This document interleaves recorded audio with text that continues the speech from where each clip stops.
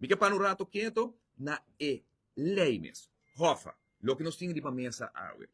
Nunca vi de mesa lei aqui.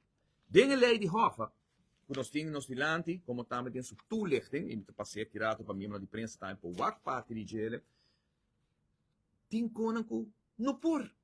Uit princípio, no por. Denje ta regla.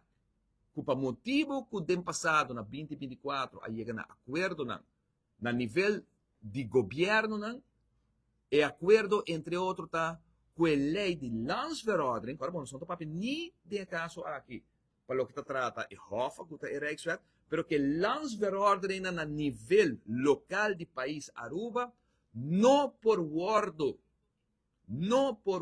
cambiar, sem autorização, tem que dizer, sem autorização do governo de Holanda e de Tweede Kamer. Inaceitável, ponto. Ponto. Nós não vamos dentro dessa discussão para o que trata Hofa. Comida vai dentro de um bem aqui. Dice hecho, caminho como eu disse, Hofa está consensus Rijkswet, que me aceita, é parte da lei que está trabalhando a nível de reino, que vem ser Tweede Kamer, Aruba, Casal, Sint Maarten, tudo gente se vai de acordo com ele, para botar a regra não tem a lei de reino. Aceita e não pode não vai maleu, para compreender com leu, é holandês que vai, por a regra, eiden, que tem a lei local de Aruba, de nos lei local, nos constituição de Aruba, de nos landsverordening na Aruba, que não ta decidir arriba de ou nos que cambiar ou nos que terminar of que assim ways aqui em arriba de.